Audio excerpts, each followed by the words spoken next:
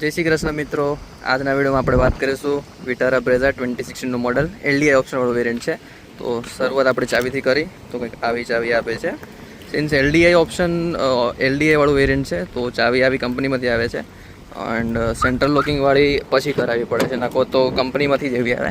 આપણે ઇન્જિન ખોલીને પહેલાં બતાવું તમને, સ્ટાર્ટ બી કરી દઈએ.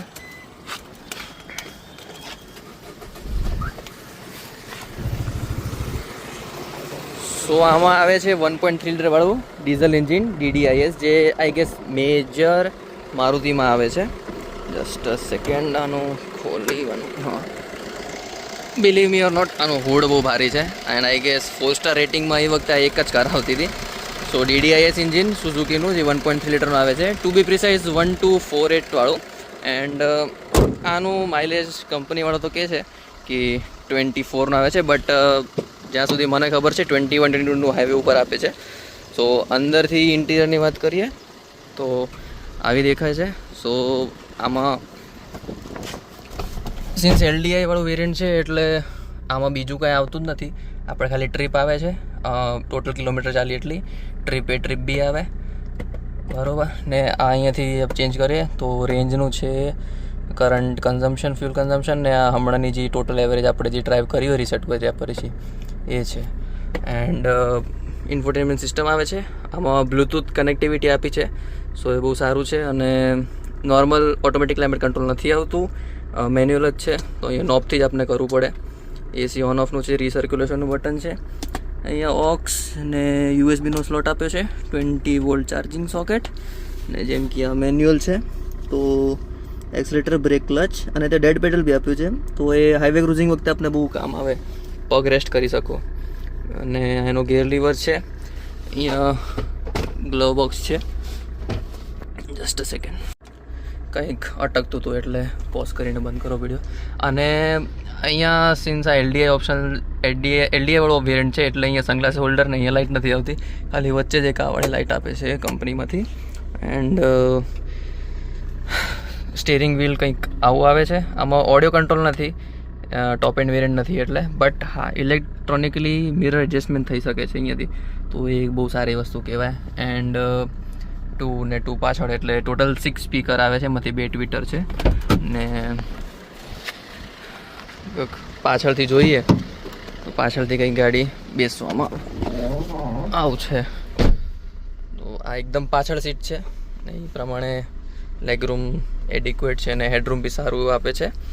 અને અહીંથી લુક કકાવ આવે છે. અને પાછળથી ગાડી જોઈએ તો એલડીઆઈનું ઓપ્શન એલડીઆઈનું બેજિંગ છે.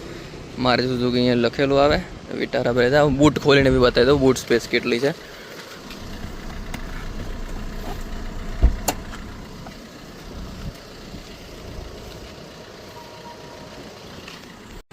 બૂટ સ્પેસની વાત કરીએ તો સારી એવી બૂટ સ્પેસ મળી જાય છે.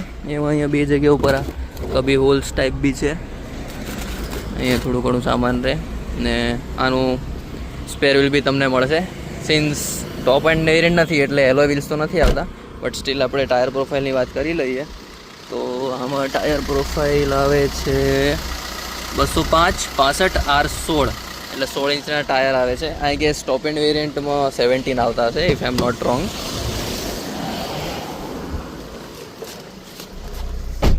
તો કોઈ ગાડી આવી જ દેખાય છે ઇન્ટિરિયરથી. એન્ડ બિલીવ મી આ જેન્યુઅન કિલોમીટર છે, 2,36,000. એક સેકન્ડ. હા, સો આ એન્જિનની વાત મતલબ ખાસિયત છે કે આને જલ્દી કશું થતું નથી as long as you like service તમે ટાઈમ ટુ ટાઈમ ઇન્ટરવલ ઉપર કરો તો આઈ ગેસ કશું ઇશ્યુ તો કાર આપતી નથી આપણને જલ્દી.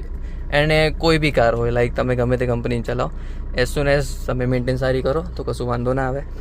રિવર્સ ગિયરમાં કરીએ તો ખાલી ત્યાં કને એક પેલું આપે છે સેન્સર, જેમાં તમને દેખાય કે પાછળ કેટલી જગ્યા છે. બાકી તો બીજું કંઈ ખાસ કેમેરો કે એવું કંઈ આવતું નથી. Auto dimming inside rear view mirror નથી, મેન્યુઅલી તમને કરવું પડે. અને આવું છે. તો ચલો ડ્રાઈવ કરીને બતાવું કેવી લાગે છે.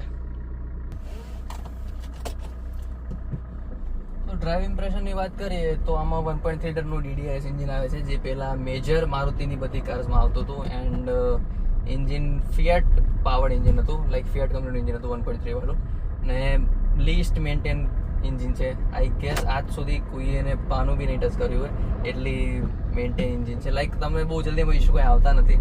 ને આ એન્જિનમાં ટોટલ 5 ગિયરવાળી એન્જિન આવે છે. એન્ડ જ્યારે આ કાર લોન્ચ થઈ હતી ત્યારે આમાં ઓટોમેટિક વેરિયન્ટ નતો, જસ્ટ એના 1 યર પછી જ એ લોકોએ ઓટોમેટિક વેરિયન્ટ લોન્ચ કર્યો હતો. તો ત્યાં સુધી મેન્યુઅલમાં જ મળતી હતી. અને 1.3 લીટરનું એન્જિન છે, તો આમાં પાવર 89 હોર્સ પાવરની હતી. એન્ડ આઈ ગેસ 2000 ન્યૂટન મીટરનું ટોર્ક હતું, if I am not wrong. And BS6 આવ્યું એના પછી મારુતિએ અક્રોસ એના ઓલ કાર્સ 1.3 લીટર વાળું એને ડ્રોપ કરી નાખ્યું. તો એના પહેલાં એ લોકોએ સિયાઝ એન્ડ આઈ ગેસ એસ ક્રોસમાં 1.5 લીટર કે 6 લીટરનું એન્જિન એ લોકોએ નાખ્યું હતું. બટ આઈ ગેસ એ બી બહુ નહોતું ચાલ્યું. આઈ ગેસ 6 સ્પીડ મેન્યુઅલમાં આવતું હતું સિયાઝ એન્ડ અર્ટિગામાં અને એસ ક્રોસમાં. બટ એ બહુ ટાઈમ સુધી નહોતું, બિકોઝ ધ BS6 આવ્યું એના પછી ફ્યુલ નોર્મ્સના કારણે એને ડ્રોપ કરવું પડ્યું.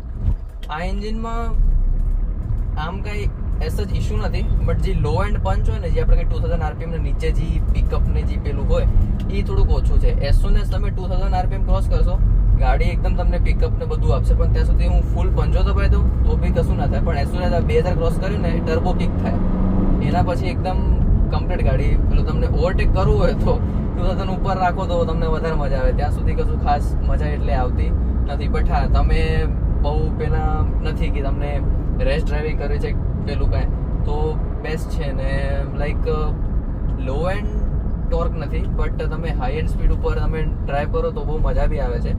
ને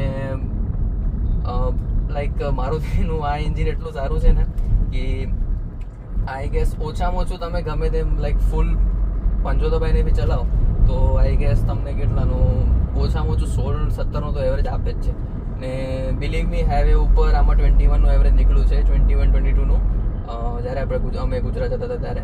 સો લાઈક કાંઈ ઇશ્યુ નથી આવતો એસ જ એન્જિનમાં. એન્ડ બિલીવ મી, આ 2,36,000 ગાડીનો હમણાં કિલોમીટર રન થયા છે. ને એમાં આજ સુધી ખાલી નોર્મલ સર્વિસ થઈ છે ને બીજું કશું કરાયું બી નથી.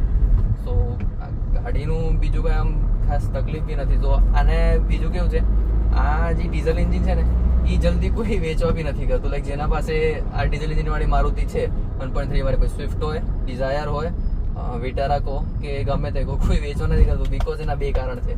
એક તો મેન્ટેનન્સ બહુ ઓછું, પ્લસ તમારે એવરેજ ફૂલ આપે છે. ફૂલ એટલે તમે વિચારી ના શકો એટલું સારું, મતલબ 20+ એવરેજ હોય હાઈવે ઉપર. એન્ડ સિટીમાં બી તમને 16-17નું ઓછામાં ઓછું આપતું હોય બી તમે બહુ જ ઓવરરેવ કરીને ચલો, બાકી પ્રેમથી ચલાવતો બી 18-19 તો આપી જ દે છે. સો આઈ ગેસ આના જેવું એન્જિન તો કોઈ નથી ને જલ્દી કોઈ વેચતો બી નથી. ઇનફેક્ટ આનું AMT વર્ઝન આવતું હતું, મતલબ મારુતિની મેઇનલી બધી AMT જ કાર હતી, કોક જ ઓટોમેટિક CVTમાં આવતી હતી. સો AMTમાં બી ફાયદો એ છે કે તમારે એવરેજ ના કપાય, ધો તમારા ગેર્સ બદલાય એ તમને થોડુંક ફીલ થાય કે હા સેકન્ડમાંથી થર્ડમાં ગયા, અને આપણે જે મેન્યુઅલમાં હમણાં કરીએ એવું જ એમાં ફીલ થાય. સો એ એક થોડુંક AMTનું મને ડિસઅપોઇન્ટ લાગે છે કે તમને ઓવરટેક કર્યો ને ત્યારે બહુ ધ્યાન રાખવું પડે. બિકોઝ પ્યોર ઓટોમેટિક જેમ તમે તેમાં ફૂલ રેસ દબાવી દો તો લાઈક ગેર શિફ્ટ એટલું જલ્દી કરતી નથી. એન્ડ એમાં થોડીક ઓછી મજા આવે. બટ હા, તમને ઓટોમેટિક જોઈતી હોય અને એવરેજમાં જોઈતું હોય તો AMT is the best option to go. And એ જ છે. અને BS4 સુધી તો આ એન્જિન અવેલેબલ હતા અક્રોસ ઓલ સેગમેન્ટ. ને આની ડ્રાઇવેબિલિટીની વાત કરીએ તો સસ્પેન્શન સોફ્ટવેર સાઈડમાં છે, તો તમને લોંગ ટ્રીપમાં બહુ વાંધો નહીં આવે. હા, ખાલી પાછળની સીટ છે ને એનું રિક્લાઇન એંગલ થોડુંક સારું કર્યું હોત ને તો લોંગ ટ્રીપમાં બહુ વાંધો ના આવત. બાકી ખાસ હમણાં આમ વાંધો આવે એવું તો નથી. બટ હા, આગળની સીટ પોઝિશનિંગ બી સારી છે, તમને આમ લાઈક ઊંચા બેઠા છો એટલે બહુ વાંધો ના આવે. ને બીજું કાંઈ આમ સારું છે. સ્ટીયરિંગ ફીડબેક ઠીક કહેવાય, બધું સારું બી નહીં બહુ ખરાબ બી નહીં, એવરેજ જેવું છે. બાકી એટલા વોક્સવેગન ને સ્કોડાના અને એ તમે એવી કારના રિસ્પોન્સ જુઓ તો એ ઘણા સારા હોય. આમ લાઇટ તો છે સ્ટીયરિંગ વ્હીલ, હાર્ડ નથી એટલે એ સારું છે. અને clutch B on lighter side છે. બીજું તો ખાસ આમાં કાંઈ છે નહીં. હા, આપણે ટોપ એન્ડ વેરિયન્ટ લે ને એમાં તો અહીંયા બી એક ગ્લવ બોક્સ આવે છે, અહીંયા સનગ્લાસ હોલ્ડર ને એ બધું આવે છે. અને અહીંયા MID છે ને એમાં બી 3-4 ડિફરન્ટ થીમ તમે રાખી શકો, રેડ ને બ્લુ ને એવી તમે થીમ રાખી શકો, તો એવું છે. બાકી તો કંઈ ખાસ અક્રોસ એ લોકો અમે જ્યારે આ ગાડી જોઈ હતી એ વખતે લેવા ટાઈમે ત્યારે ZDM એ લોકો AMT નહોતા આપતા, એના વરસ રહીને લોન્ચ થયું હતું. નકો AMT જ લેવાનો વિચાર હતો. ને આની જ્યારે લોન્ચ થઈ હતી ને તો મને હજી બી યાદ છે 4 to 5 મંથ્સનું વેઇટિંગ હતું. ઓકે ડિલિવરી કેન્સલ કરી હતી એટલે અમને જલ્દી મળી ગઈ હતી. સો આની ડિમાન્ડ બહુ જ સારી છે અને હજી બી વિટારા બ્રેઝા સારામાં સારી વેચાય છે. ઇનફેક્ટ હવે તો જે CNG વેરિયન્ટમાં આવે છે એનું બી માઇલેજ તો 25+ ક્લેમ કરે છે, which is a good. Like તમે મિડલ ક્લાસ ફેમિલી થયો તો ભાઈ આટલું સારું એવરેજ વાળી કોઈ ગાડી નહીં. ઇનફેક્ટ ફીચર્સ ને બધા તમે કોઈ એવા તમને ફીચર્સ મળી જાય, એન્ડ્રોઇડ ઓટો, એપલ કારપ્લે બધું ઇનબિલ્ટ સિસ્ટમમાં જ આવી જાય ને એ બી સારા પ્રાઇસ પોઈન્ટ ઉપર. તો એ જ છે. બાકી તો ગાડી ખૂબ સારી છે અને સેકન્ડ હેન્ડ માર્કેટમાં લેવી હોય તો બી સારું જ છે. એન્ડ નવી ફ્રેશ વિટારા બ્રેઝા બી સારી આવી છે અને in fact I am not wrong એક એની ફેસ લિફ્ટ કરતો નવી એક લોન્ચ બી થવાની છે. સો યા એ જ છે. જો તમને વિડીયો ગમ્યો હોય આજનો તો લાઈક કરો, શેર કરો, સબસ્ક્રાઈબ કરો. જય શ્રી કૃષ્ણ.